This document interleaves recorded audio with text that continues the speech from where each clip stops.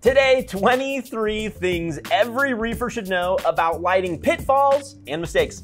If there's only one lighting video that you ever watch on reef tank lighting, let it be this one, because avoiding mistakes is the easiest path to success. All right, the number one mistake here is selecting what's popular over what's right.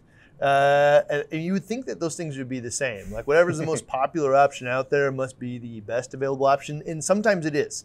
But in many times, like, it's totally missing what you're trying to do with it. So I see this all the time. You know, you go to the forums and say, hey, I want to buy a light. Which one is this? And you just kind of see everybody kind of say whatever they picked for the most part.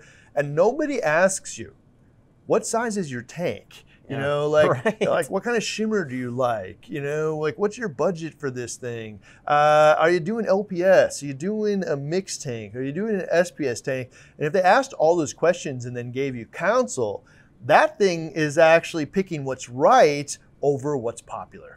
Mistake number 2, high power. We're talking 400 to 600. It very often will produce those brighter colored acros that everybody just loves. But boy, oh boy, you better be doing everything perfect because you are riding that razor's edge. Yeah, so we always say that 200 to 350 is the sweet spot for the biology of SPS corals. Now, it is true, though, that in many cases, not all, when you crank that thing up past 350, you will start to see some brighter colors come out of the coral. And usually that's because the corals just don't need as much zooxanthellae to be able to produce energy that's required for the coral at that point. And so, like, the color of the coral comes out and the brownness of the zooxanthellae goes down. Okay, so here's the problem with that is, like, you're gonna run out and like try to like chase this now. Don't do that, because what you're gonna have to do now is everything else perfect. I mean, you're now going to potentially overdrive the zooxanthellae that's in there. It's gonna produce too many oxidants, it's gonna bleach. So now I need perfect flow. I also need a better solution for calcium and alkalinity to make sure I'm tracking with it as it grows. I probably even need some other elements, like I got lots of energy now for photosynthesis, but do I have enough other elements to create that tissue, enough nitrogen, enough phosphorus, the amino acids, the building blocks of protein? Do I have enough like particles that it's capturing for prey? Like, you will see this a lot. People chasing that dragon, a color in this really high power range, and some people find it, but a lot of people don't. So if you happen to do this, don't make the mistake of thinking you just turn up the par by itself. You actually have to perfect everything else, and not by one, do it all together. Mistake number 3 is assuming that what works for a 1-inch frag is going to work on an 8-inch colony. They're very different. I mean, just imagine putting something small, 1 inch, somewhere, you know, maybe just slightly off of center, and a small light might work really well. But as that grows, that single light source is going to cast so many shadows, and it probably won't be the best fit. The proof's in the pudding here. You can look at who is giving the counsel here. So if you ask it and like, hey, yeah, this light works great for me, and the tank is filled with like 1-inch little frags or even tiny little colonies or whatever, okay, that person actually hasn't achieved where you're trying to go. They're just kind of like the same point you are at this point, right? If you go ask the people what are the right solutions for colonies, and they actually have these colonies, they have these big 8-inch things, and you look at what they're doing, it is very often different than what people are doing for like a little 1-inch thing. And so if I had to pick who I want to listen to, it's the person that's achieved my goal, not the person that's on the same journey that I am. Mistake number 4 is making this assumption that not dying is the same as thriving. There's a big difference, and if you think about any of your other beloved pets, there's a big difference between having a surviving, emaciated animal versus a thriving, healthy animal. The word best comes to mind. People always ask, like, what's the best option for this? So if I told you now that at the end of a year, like, all of the corals would largely still be alive, but if I told you with a different light, all those corals aren't just alive, they're also 3 times bigger than they were when you got them. Which one of those is the best option? And some of the reasons for that is some of these lights just aren't as good. And they can't be just due to the economics of it, because a lot of the LEDs that are required to get down into that violet range are just a lot more expensive, you know, at the wholesale level. And so it kind of trickles down and shows up at the retail cost of these things. And there's a reason why they're more expensive than these like little Eiffel Tower or laser beam spectrum options. So the reality is, though, is that in that year, a lot of times what you'll see is these corals are like really desperately trying to adapt to that light, and they're changing the chlorophyll concentrations of A to C2 and different carotenoids, and they're trying to figure out how to adapt to the light that's available to them. And that's why you'll see a lot of people like struggle with some of the lower performing LED options out there. They'll struggle for a year or so. And if they're wise enough to leave it alone during that year, then all of a sudden they'll start producing some type of success after that. So if you're out there, you're like, yeah, hey, I'm one of those people. I've put my lights on there, and this frag that I bought a year ago more or less looks like the same as I bought it, or at least not turning into colony yet.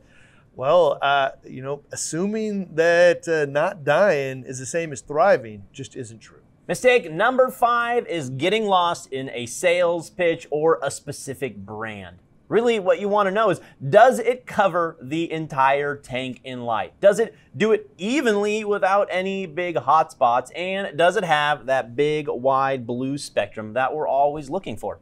If the option you're looking at does that, it's good, regardless of the brand. So forget the brand. Does it do the things I want it to do? And I guess what I would say is practice saying, is this what I or you should be looking for? Here are the 3 options that do that well. And like, I'm not going to give you the 3 options here. You'll tickle them out through along the way. But the reality is pick the 3 options for yourself. This is what I'd like to achieve. This is the budget I'd like to achieve it in. Find 3 options and just pick the one that performs the best to your knowledge, not just necessarily a brand. Mistake number 6 is missing the fact that high flow and high par are intertwined. They really are, and a lot of beginners don't realize this too. Yeah, it's it's like almost like an engine, you know, like dump gas in the engine. It doesn't work if I don't dump more air. In this case, all these things with high par are intertwined. I need to get that high flow to get all of the oxidants out there, because that is what we're going to create is rapid photosynthesis in these corals. They're going to produce a lot of those oxidant radicals that poison it. And if I don't use flow to help it get rid of those things, it will bleach. And it's like all of these things are really intertwined. The more you get closer to the razor's edge, the more you need to perfect it. And like this is more of a destination than a starting point. So if you're hearing like, I really want to do high par and I really want to do all this stuff, like, man, start somewhere in that sweet spot where everybody's successful and then start working towards it. Mistake number 7, good enough is rarely good enough. I mean, frankly, there's no reason to settle here. Lights are incredibly important for your coral health, and there are so many good options out there. You know, somebody who wants something on a budget, just put a whole bank of T5s and be done with it. We know it works, it's been successful, you're done. You go with something like a Kessel, that single point of light, and then just throw a blade grow on one side. Another fantastic option. Or how about a modular fixture? You can take those blades, stack several, and they will blanket the whole thing with light. I think we're going to actually see a lot more of those down the road. Even like a wide blue band module like the XR15 blanketed or flanked with a couple of the blades. Also another great option. So the reality is all of those options span a wide array of budgets and will all support the biology of the corals well. And so that mentality of, I don't know, kind of good enough rarely is good enough. And it doesn't even need to be that way because there's so many great options that span all of these different budgets and desires. Mistake number 8 are constant upgrades and swap outs. If you're considering doing an upgrade and a swap out, you want to do it with this mentality. You want to do it intelligently and knowing in your brain that you're not going to make any changes for years. If it's working, you don't need to fix it, but if something's going wrong and you're close to a failure point, it's definitely consideration. It's hard because I'm a natural born gear junkie. I like understanding the environment and the biology and how the technology applies to this. And once I know that there's a better option out there, it's hard for me to not want to apply it to my tank. So this is the best thing that I can do for myself, and probably for some of you out there that find yourself in a similar scenario, is do it intelligently.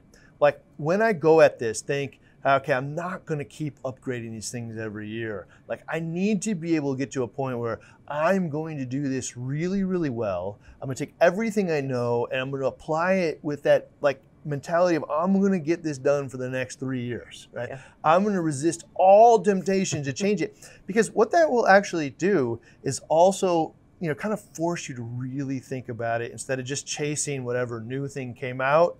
Like, you know what? I'm not achieving the results that I would like.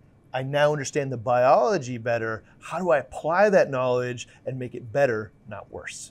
Mistake number 9 is messing with the spectrum. Stop it. Stop messing with the spectrum, because every time you do, you mess with the entire biology of the corals. The energy production that those corals need is changed every single time you change the spectrum. Every time, man. It's going to end up changing its chlorophyll content and types of chlorophyll, types of carotenoids and everything. It needs to adjust to the type of light that you've created, and it probably takes a lot longer, like months and not weeks, and maybe even the better part of a year in some cases if it's really foreign. So every time you touch those things, you should actually really assume I'm going to make things worse, not better. And so if you're going to intentionally make it worse, not better right now, I better have a long-term goal in mind. Like, I know I'm really screwing this up and now I have this knowledge, I'm going to fix it. But like, I'm going to fix it long-term, and then I'm going to tie my hands behind my back. Number 10, this one's near and dear to my heart because it is one of the biggest mistakes that like I see all the time people make. There's an avoidance here that I just don't understand. Don't make this mistake. Yeah, the mistake is assuming you can guess the par with the eye. You just can't do it. We actually did some testing here where we had some different people trying to guess, and even people who have done this hobby for years and who work in this industry specifically with lights couldn't tell the par levels. And that's largely because blue, which puts out a ton of par, doesn't necessarily look that bright. Green is what looks super bright. And not really all that valuable photosynthesis. This is just like one of the biggest problems here is just assuming that I can do this. And what you're really doing is you're just saying, I'm going to do all this effort. I'm going to spend a fortune. I'm going to put a lot of effort. I watch so many videos. And then when the rubber hits the road, I'm going to wing it. And I'm just going to guess, and I'm going to hope. And like, it's just luck at that point. Because even the pros, the people that do this for a living, can't guess this by the eye. They could if you gave them the right light and they installed this light in this exact same times tank 100 times, they'll probably get close. But like, is that you? You know, and the answer most of the time is no. And so like, there's two paths in front of you, which is one is like a really low percentage path of I'm just gonna guess. And then there's one that's like a really high percentage path is I'm gonna measure it, just put it in the zone that everybody agrees on works, and just be done with this. And what that does, if you do it with a par meter, is it's like peace of mind. I can like sleep at night because I know that I did this well. And every time there's something wrong going on in the tank, I don't have to wonder if I got this par thing right because I know I got it right. Mistake number 11 is actually forgetting to return your Apogee 510 par meter when you're done. I mean, like, the numbers behind this are that like only a third of people actually return it. So I don't know if it's because you just forgot. Or maybe they really want it still. Or I just like, you know what, this was so valuable that you're going to tear it out of my cold dead hand is what you're going to do.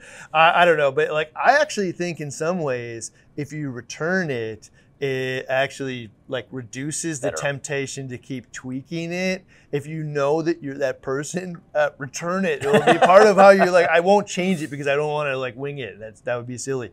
But in any case, if you did buy it with the intention of returning it to save on that money and just have to pay that small restocking fee for it, well, in that case, make sure you got 2 months. Just make sure do it in 6 weeks instead. Just put a little calendar alert in there. Yeah, put a little calendar and make sure that you get it. Mistake number 12 is not necessarily making the most intelligent choice, because there are two things we can look at here: aesthetics or biology. Now, aesthetics, something like a prime looks great on the outside, but is it the best driver for biology? Now, there are some ways to have both, but you need to have your goal in mind and make the right choice. it's just like going to eyes wide open. I mean, there are instances where I will pick aesthetics and I want the thing to look better than I want it to be perfect in biology. I just don't want to pick one that is like terrible at one or the other. So a couple examples for that would be like, I know for sure that a big bank of T5s biologically is a really great option. However, I have to mount this thing to my ceiling, and it's a big aluminum box is the most common one. It's bulky, and there's like all these bulbs in it, and aesthetically, man, this looks like ancient technology. It just really doesn't belong in my living room in many cases, right? And in the tank even, it just looks super flat and like doesn't have any rhythm or movement to it, and like I just don't like it. So, but on the other hand was the other scope of like, wow, man, you got these little AI primes here, and they, you know, are so low profile. The Kessels are so low profile. But maybe not perfect for biology because of how easy they can be shadowed unless you supplement them or mount them fairly close together. So for me, there's ways to have both. Like, I don't have to sacrifice all the way to one or the other, but you should definitely prioritize one or the other. Like, decide for yourself. Like, where do I fit on this scale? And then do the best you can. So a good example of that would be the 3-point lighting for me. Like, biologically, the big, huge, giant bank of lights with covering end to end is better. But 3-point, where I match the sun and the sky, has performed really well for me. That fill light gets rid of the shadows. I have the sparkle and shimmer that I want in the tank. Works great. Another option here would be, you know, just creating that same fixture out of the blades. You know, like I could just put, you know, 4 or 5 of these things on the top of the tank, and now it looks more or less like a fixture, but instead, man, it's mounted recessed in there or just barely off the tank. It's using today's technology, looks good in the tank, out of the tank. I can have it all as long as you're thinking about it. Where do I want to end on this spectrum? Then you can get what you want.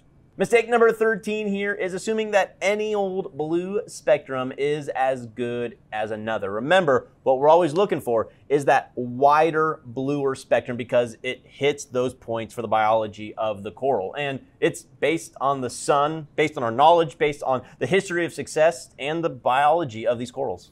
You can go watch a ton of videos on this, but the little teeny narrow Eiffel Tower spectrum or like laser beam of blue right at 450 usually, it just doesn't perform as well as wide. And I can tell you that based on all the historical winners, meaning like the stuff that all of us have been using for decades don't look like that. The most successful things, for sure. I can tell you that based on our knowledge of chlorophyll and carotenoids and how the corals actually capture energy at those specific peaks that are not just one, they're multiples. I can also tell you that the sun just doesn't look like that. And you know what? Over time, we keep saying this, but biology doesn't make a lot of mistakes in evolution. And this thing has been, these corals have grown up under the sun for a very long time, wide blue spectrum. So any old spectrum, not as good as another. Go look at it. And you don't have to even know any of the data on it. All you have to say is that wide? Because if it is, it's probably better. Mistake number 14 is listening to anyone who says shadows don't matter. Blocking half the photons, blocking 70% of the photons means that much less energy production by the coral. Yeah, I would say that it's hard to find this person these days. They will tell you that shadows don't matter. They're kind of like laggards that are holding us back. I'm holding on to this thought process that's like 10 years old, but I'd tear it out of my hands. No way. I don't know. I don't know how to say it. I just stopped listening to anybody that told me the shadows doesn't matter because it's so clearly wrong. There's nobody out there that has like awesome tanks that isn't thinking about shadows. So all the people that you want to emulate, the people that are producing the type of results you want, are thinking about shadows and they've solved them. And again, I've said this more than once, but if you go and look at the tanks of the month over on Reef to Reef or other forums, like you will see it. All of them, man, have put in a tremendous amount of effort to reduce the shadows, and it pays off in the results. And when I say all of them, I mean 100%. There's nobody out there that are producing the type of results that you would like to achieve that isn't thinking about shadows and how do I get them out of my tank. Mistake number 15 is changing the spectrum multiple times throughout the day. It's very likely not the best for your coral.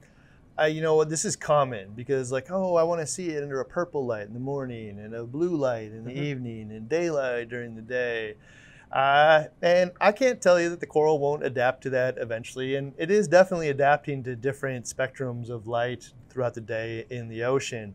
But the reality is it's like a really stable kind of wide band where, you know, little bits of it change, but like not like wholesale changes in most cases. So if I were going to change the spectrum throughout the day, I think I might do it like this, which is create a wide blue band spectrum. That is my core. I'm going to keep that all day. And then as I want to add in color and see the tank different, add in my cool whites throughout the day to, you know, change the color and have that come out. But like where the chlorophyll A, C2, perdininin, and carotenoids are, that wide blue band, that for me is going to stay the same throughout the day largely. The only thing that's going to really change is the cool whites, and the color will change over time. I also probably wouldn't be like going willy-nilly with the red specifically, because that one's a little bit of a trailblazer and we don't really know how the corals react to red, but we do know that it's not absolutely necessary to be successful because most of the older technology lights don't have a lot of red. So we know that already. Let's just not change it all willy-nilly, and if you're going to do it in a way that just makes sense.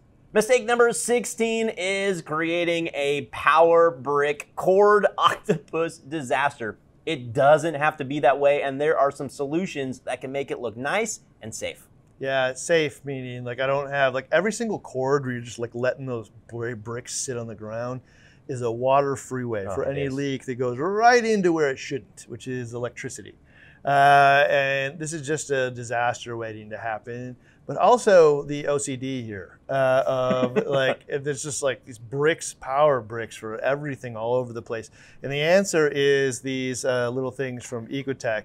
And basically they are just little clamps that go onto the power brick, and they have a little hole here. They made them for Ecotech products, obviously, but they fit on virtually anything. The cool part is how easy they're to mount, because they have a little sticky on the back.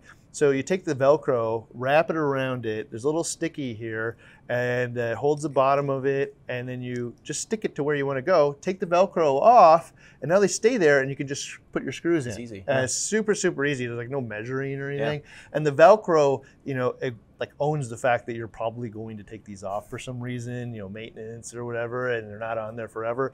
So these things can take, you know, what would be just a mess of cords all over the place, and they make it all super neat and tidy.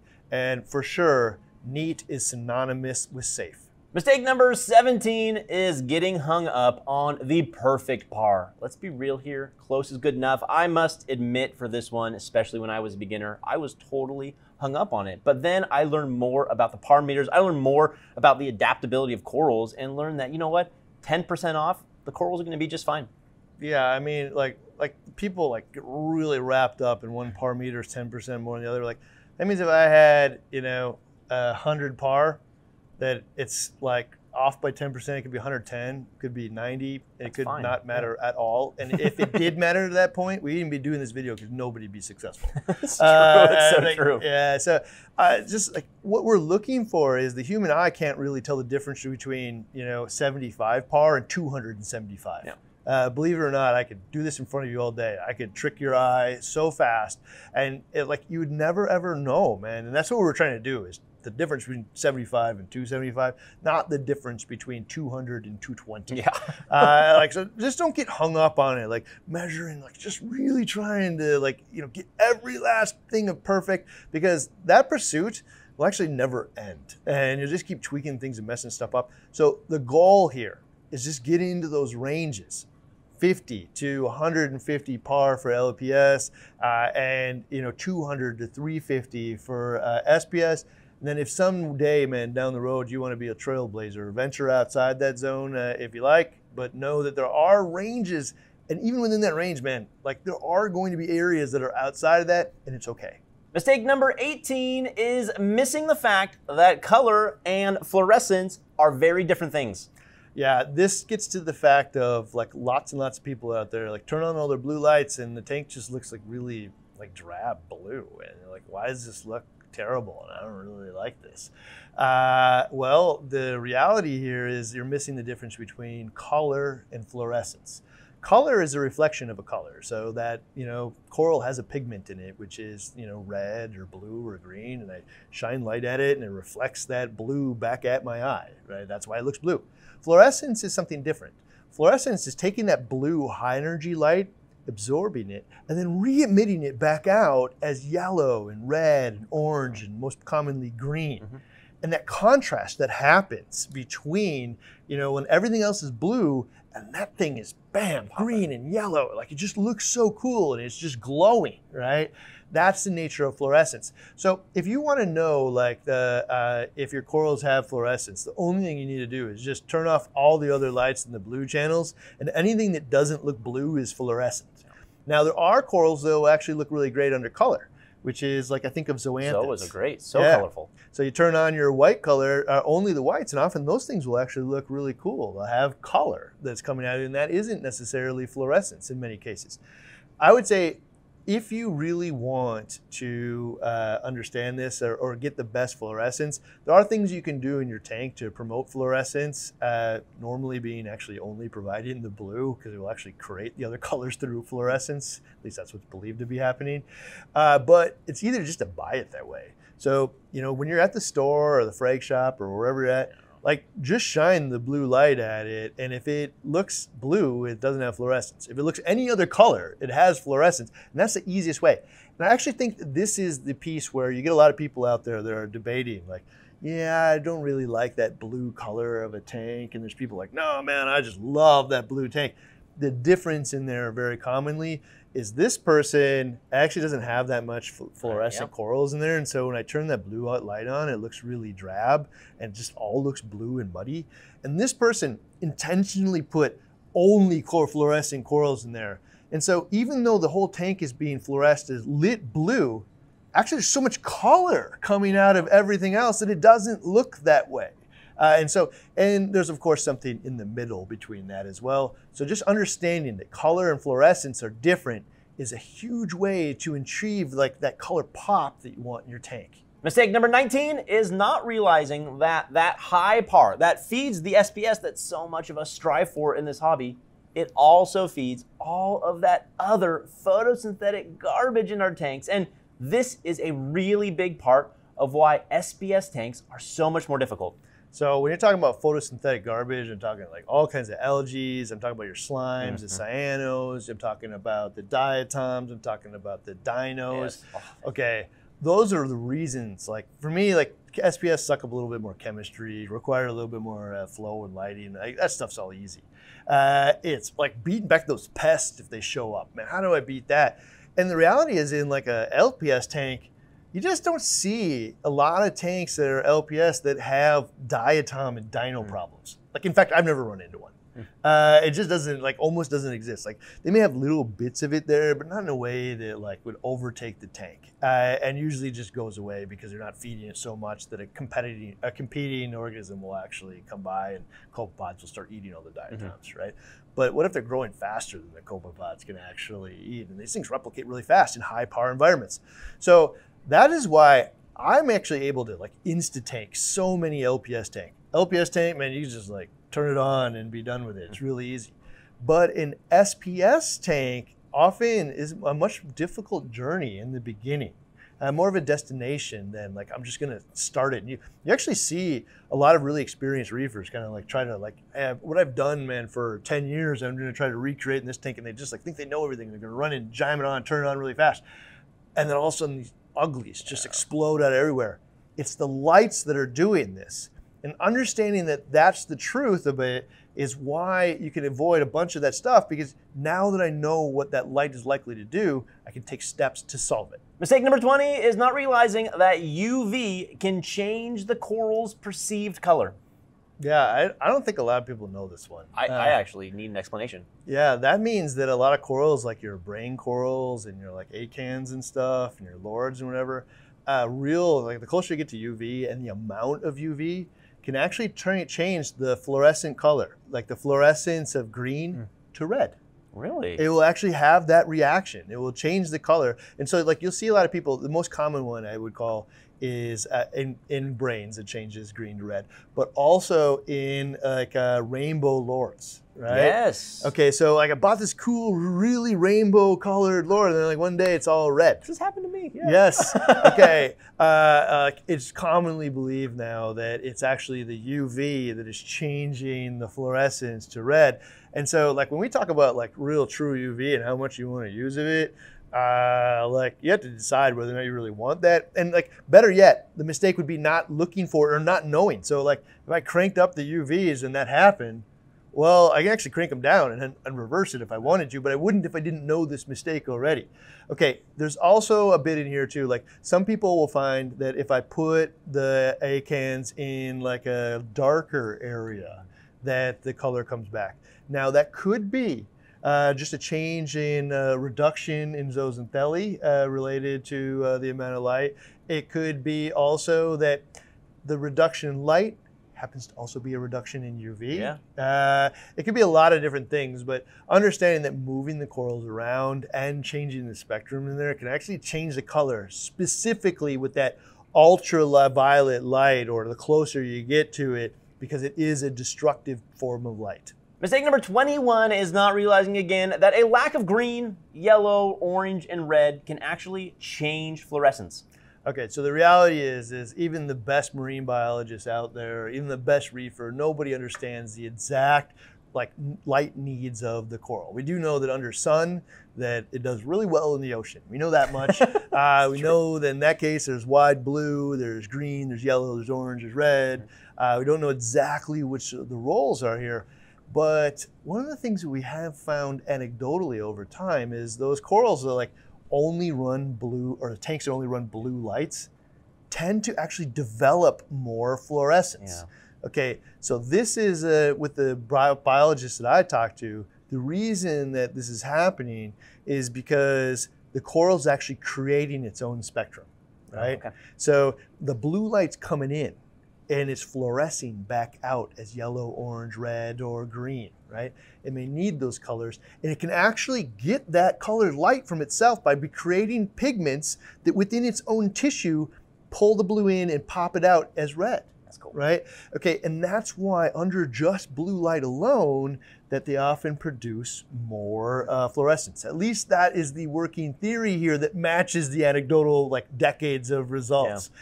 And it's also why in many cases where you might see if somebody has a really white light tank or you added a lot of red in, you might actually end up with less fluorescence in some cases because the coral doesn't need to create that for itself anymore because you're providing it. Mistake number 22 is not realizing the reflectivity of glass, meaning glass is an internal reflector inside of your tank. If you think back to our metal halides, even T5 fixtures, you know, it's just a light that shoots off light everywhere. What it is the reflectors around it that direct the light. So for glass, what we're doing is we are actually using the edge of the glass. So if you have a small puck and the light shoots out to the edge of the glass, it will reflect back in on the sides. If you had a halide bulb and just put it above the tank, it would probably be like 1/3 the par than if you had the reflector. And half of it's because, you know, like on a plane, half of it's shooting up now into your ceiling instead of the reflector and then being bounced back in.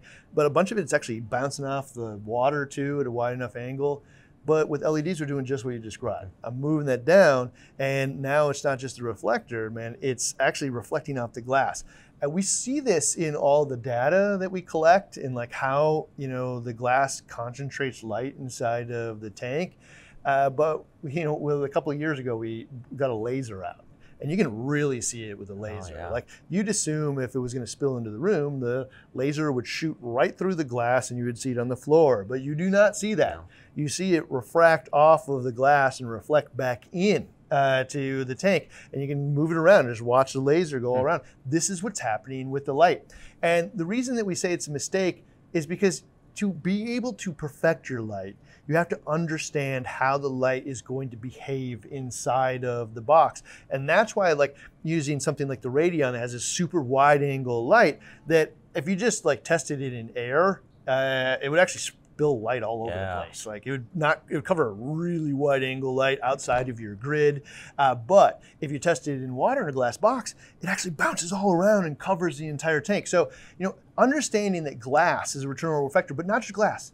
It's everything in the tank is an internal reflector. It is the sand. It's the rock. The reason that rock looks purple or brown is because it's reflecting that light back at your eye. The corals themselves, the reason that it's blue is because it's reflecting blue back at your eye and not even onto its neighbor. So understanding that we want as many angles of incidence in the tank as possible to reflect off as many surfaces and then just blanket the tank in light. All right, a mistake here too. If you're in the pursuit of perfect shimmer, understand there's 5 types of shimmer. There's a disco, which is little bits of color shooting all over a tank. Those come from individual lenses on every single LED, often the focused ones, often those little white discs. If you see those little white discs, you're going to see little bits of red and everything flashing all over the tank. There's also TV static, and you can know it without even seeing it. The TV static is just like little bits of fuzz going all over the place. This is the result of big grids of LEDs that don't have any lenses or diffusion panes on them. And so what they do is there's just so many different little bits of shimmer. It just looks like this fuzz or going on in your tank.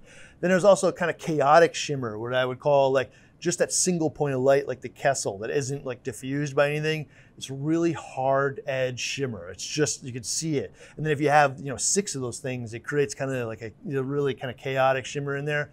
There's also no shimmer, which is your bank of T5s, and the tank just looks kind of like dull and boring, and the fish are just kind of floating there. It's kind of strange. And then there's perfect shimmer, which is generally something like a Kessel muted with fill light on the side, and I can actually adjust to the exact way that I want the rhythm and movement to look in the tank. There is a couple of emerging things that deviate from all of this, though. This is one of them. The blade has it, basically the blade is a big sheet of acrylic lens, and then it has these little pucks inside where they put all the LEDs inside of there. And what happens is, the LEDs bounce off of the glass or the little lens, and then blends the spectrum into some cohesive, so you don't see all the little greens and reds and everything shooting all over the place. But also, what's happening is it's illuminating that acrylic lens, providing both a point of shimmer from those cluster of LEDs, but also fill light from itself through that lens. And I think a lot of people are going to find that pretty darn close to perfect all in one option. My number 1 takeaway today is set it and forget it. The biggest beginner mistake that I made, and I know beginners make, is they're constantly tinkering. If you went out and you bought one of those, affordable AI Prime 16s and you set it, you forgot it, great. That's not to say you can't upgrade. If you want to upgrade, if you want to add something like a strip light, you can do it, but do it smartly. But make sure that whatever changes you make, you plan on just leaving it for 2, 3, 4 years for the life of the entire tank. All right, my number 1 takeaway from all of this, the best possible tip you could ever hear is emulate somebody you trust and set it up nearly exactly the same way. The reason I say that is it doesn't matter what thing I want to excel at. If I wanted to bake the perfect cookie, man, I wouldn't just go to the baking store or the grocery store and just start pulling stuff off the shelf and try to figure it out. I'd go buy that Toll House bag and I'd read the things that are on the back of it and make an awesome cookie. I'd do it exactly the way they said, and it wouldn't even occur to me to use twice as much baking soda or half as much butter or whatever. I'd just do it the way it says and it'll do something awesome. Only after I've made that awesome cookie, 20 times would I ever decide to deviate from that. So whether it be from listening to our counsel on this, or even just the counsel on what it looks like and then applying it to your own situation, but really some of the best options, it's go through those tanks of the months and stuff. Find people that have achieved what you want to achieve. You can think about the BRS-160. You can think about, the Radions and how they have produced that awesome look on the 750 XXL. I mean, there's SPS growing everywhere in this tank. It's doing really awesome. Or even the E170 that has that Kessel T5 fill light, the 3-point hybrid solution. Find these options where light clearly wasn't the problem and emulate them. What's next? There's always more stuff to learn in the lighting. The entire lighting playlist, all the things you need to know, like the science behind it, all of the selection, the install tips, all of the stuff, you can find it in the lighting playlist right here.